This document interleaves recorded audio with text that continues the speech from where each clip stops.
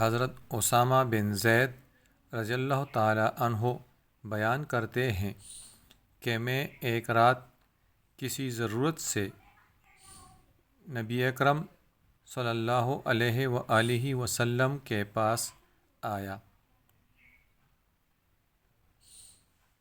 آپ صلی اللہ علیہ وآلہ وسلم نکلے تو آپ صلی اللہ علیہ وآلہ وسلم ایک ایسی چیز لپیٹے ہوئے تھے جسے میں نہیں جان پا رہا تھا کہ کیا ہے۔ پھر جب میں اپنی ضرورت سے فارغ ہوا تو میں نے عرض کیا، یہ کیا ہے جس کو آپ لپیٹے ہوئے ہیں؟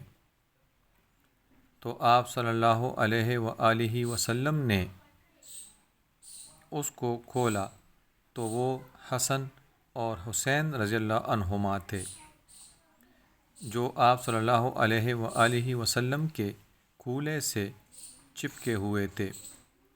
پھر آپ صلی اللہ علیہ وآلہ وسلم نے فرمایا، یہ دونوں میرے بیٹے اور میرے نواسے ہیں۔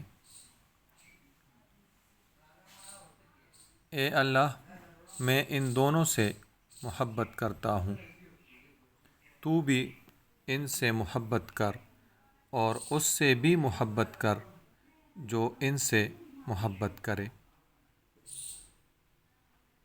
سنن ترمذی، حدیث نمبر 3769۔